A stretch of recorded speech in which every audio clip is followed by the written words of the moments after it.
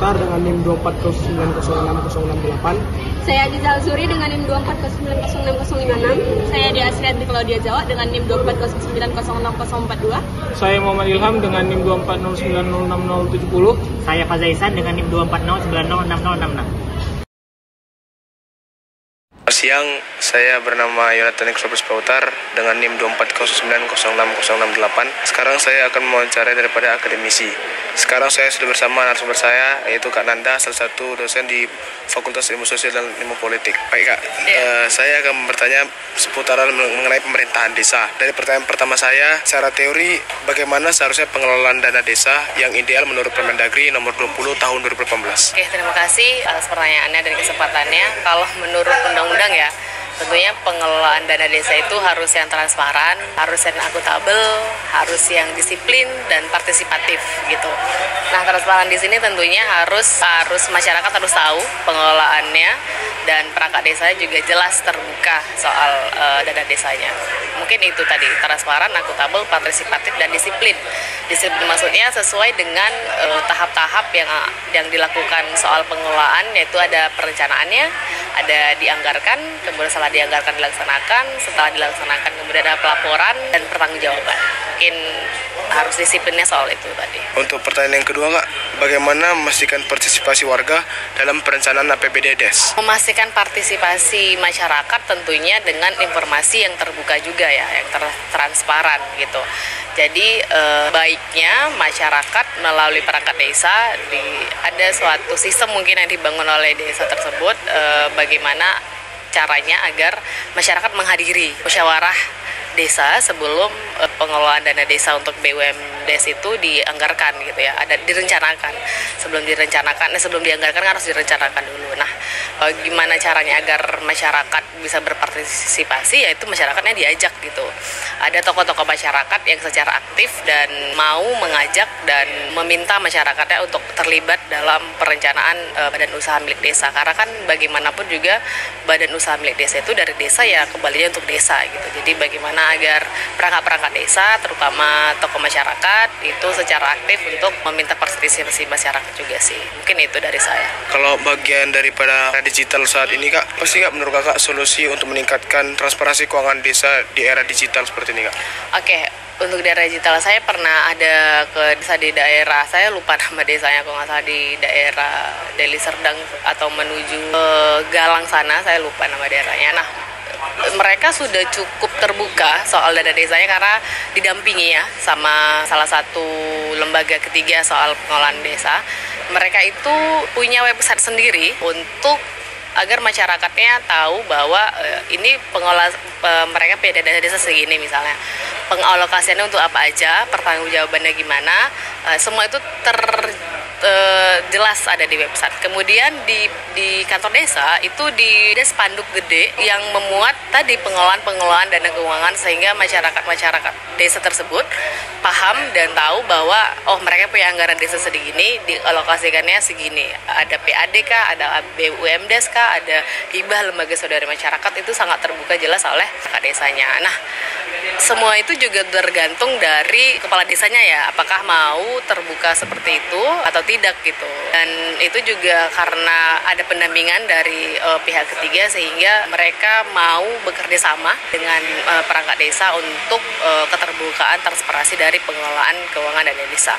Mungkin bisa dari situ sih kalau saya melihat, tidak semerta-merta untuk kalau ringannya tidak semerta-merta membuat website ya, kan website itu terlalu mahal mungkin dari tadi yang print spanduk, jadi masyarakat desa tahu keuangan desa berapa, dialokasikan apa saja, kegiatannya apa aja, pembangunan apa aja, itu jelas nominal-nominalnya. Mungkin di situ sih, sehingga transparansi tersebut memberikan rasa senang dan aman juga ya untuk masyarakat desa, sehingga pun perangkat desa terjauh dari kasus tidak pidana korupsi.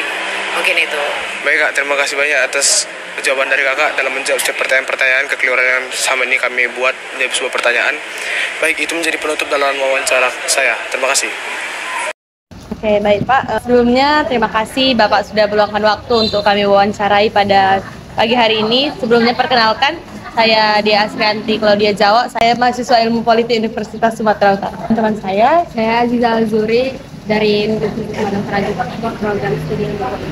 Dengan Bapak siapa Pak? Saprianto. Baik Pak, di sini kami ada beberapa pertanyaan terkait keuangan desa. Berhubungan Bapak memang bendahara desa ya Pak? Bendahara desa. Ya, bendahara desa. Pertanyaan kami yang pertama itu Pak, bagaimana proses perencanaan dan penyaluran dana desa di desa Semencirim ini, dan apa sebenarnya tantangan terbesar yang Bapak hadapi sebagai bendahara? Yang pertama ya saya adik-adik dari mahasiswa Sumatera Utara yang tadi mengenai proses ya kita melalui proses-proses tentunya dalam menyalurkan dana desa ya. Mungkin dari pusatnya kita harus bermusyawarah dan kita memanggil atau mengundang DPD dan masyarakat atau tokoh masyarakat dan masyarakat lainnya untuk bermusyawarah untuk supaya semuanya terbuka dalam hal melaksanakan penyaluran dana desa, supaya nanti tidak ada yang yang disembunyikan ya.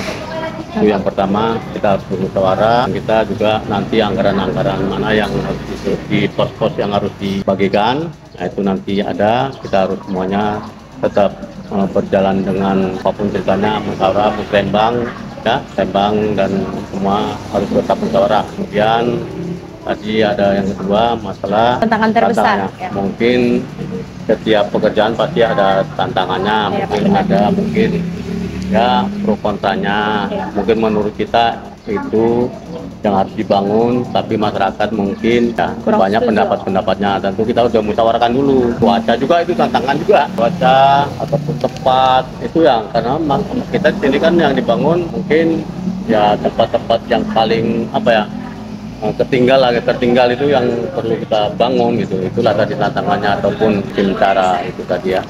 Itu. Baik, mungkin untuk pertanyaan kedua dari saya Pak, apakah ada mekanisme pengawasan untuk memastikan dana desa ini tidak diselewengkan? Itu udah pasti ada mekanismenya. Kita pengawasan BPD terutama, dari situ udah BPD itulah bekerja sama dengan pemerintah dan kita mengundang yang lainnya ya, supaya kita sama-sama mengetahui contoh ya kita paparkan di papan data anggaran semuanya itu udah ya kita silakan aja kita pelajari ataupun kita sama-sama untuk bermusyawarah. Itu sangat pengawasannya sangat agak ketat ya. Nah gitu ya. Karena semua itu harus didampingi, pendamping desa, kecamatan, gitu dan Baik Pak, mungkin untuk pertanyaan ketiga dari saya itu proyek apa yang ada di desa Semencirim ini yang mungkin proyek yang paling bisa dibanggakan, ditonjolkan? Ya, semua proyek ya kita sangat bangga, dari mulai drainase ataupun pengerasan jalan ataupun paving block itu sangat dibanggakan oleh kita. Antara jalan-jalan itu yang mungkin sebelumnya ya belum di paving block itu tidak bisa dilewati ya, bisa lewati tanpa ya. Setelah di paving block ya mungkin masyarakatnya sangat syukur, kita pun sangat bangga gitu, bangga atau ya sangat bangga lah dengan paving block ataupun jembatan tadi ya, drainase itu semuanya bangga lah itu. Baik, ini pertanyaan terakhir Pak, apa yang menjadi harapan Bapak terhadap pemerintah pusat untuk kebijakan dana desa di sini? Harapan kita ke depannya mungkin kita harapkan ya pemerintah lebih ya dana-dana desa itu yang belum terrealisasi ataupun masih butuh, kami mengharapkan ditambahkan gitu kan, karena mungkin masih banyak juga. Kalau jumlahnya ya besar, tapi setelah dipos-poskan mungkin ya terutama ya kita mengharapkan honornya udah berapa tahun nggak Benar. Tapi tahun 2009 seperti sekarang belum ada, jadi kan kita masih menunggu aja lah, sabar aja lah, itu harapan kita itu. Berarti karena ada faktor kekurangan dana juga yang membuat desa sebenarnya tertinggal ya Pak ya? Nah itu, harapannya honornya ya kalau bisa di 2019, sudah 6 tahun, sekarang belum ada naik. Oh, berarti Bapak di sini menjabat sebagai bendahara desa udah berapa lama Pak? Dari 2009. Oh, udah lama ya Pak ya?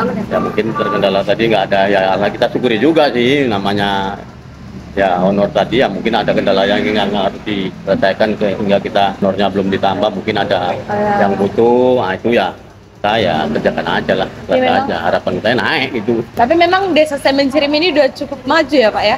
Alhamdulillah setelah di Pak Kepala Desa Sugeng Sueri ini mungkin orangnya ya orang yang sangat antusias dengan masyarakatnya dan sangat pembangunannya, semua dia orangnya harus orangnya begitu dia. Kemarin kami jalan ke dalam kayak itu udah termasuk maju juga, bagus pembangunan proyek-proyeknya. Iya, dengan kepala desanya juga kalau semenjak sama Pak Kepala Desanya Sugeng Sueri ini ya pembangunan ini luar biasa, kita dari mulai 2019 hingga sekarang aja udah gimana yang belum diaspal ini kan gitu kita cari. Semua itu Hampir udah diaspal semua ya Pak ya.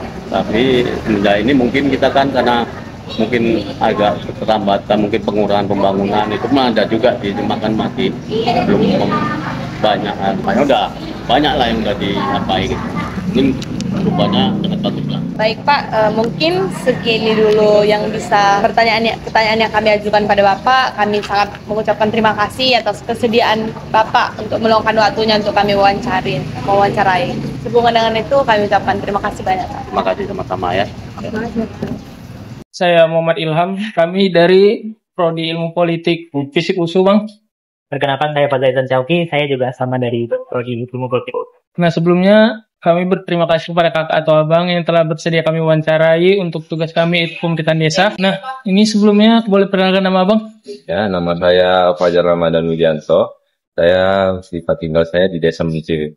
Kami ada sedikit pertanyaan tanggapan untuk Desa Mencirim ini. Yang pertama adalah, apakah menurut abang pembangunan desa ini sudah dijalankan dengan baik? Kalau menurut pribadi saya, saat ini pembangunan di Desa Mencirim belum baik, tapi belum tentu buruk juga. Oh, jadi berarti menurut abang belum dijalankan dengan baik, tapi juga bukan tingkatnya bukan buruk juga, Bang ya? Untuk pertanyaan selanjutnya, Bang, sebagai warga Desa Semenjirip, apakah abang pernah mendapatkan bantuan dari desa? Contohnya itu seperti bantuan sosial atau bantuan seperti pelatihan?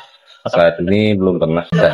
Nah, berarti apakah di desa ini dijalankan, Bang? Itu, Bang, seperti bantuan sosial atau pelatihan, semua ketahuan abang. Dapat, tapi butuh tolongan. Berarti menurut abang program itu dijalankan, namun bagian abang tidak mendapatkan itu, Bang. Nah, ini pertanyaan terakhir, Bang ya. Apa harapan abang atau kakak terhadap pengelolaan desa Semencirim sini, Bang? Harapan saya saat ini pembangunan jalan kalau bisa ya. Diperhatikan. Kalau saat ini tingkat banjir mungkin belum terlalu buruk, tapi ada beberapa tempat memang itu banjir, kayak pohon diperhatikan juga. Dan tambah birokrasinya lah ini, kalau bisa jangan terlalu lama.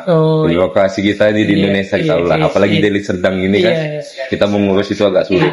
Dari sini kita harus lagi ke sana, ke Lubuk Pakam, aja harapan saya. Berarti memperbaiki jalan tuh untuk memudahkan akses warga juga. Iya, betul. Iya. Jadi mungkin itu aja yang bisa kami tanyakan, Bang. Sebelumnya kami terima kasih lagi abang bersedia untuk diwawancarai. Ya, assalamualaikum warahmatullahi wabarakatuh.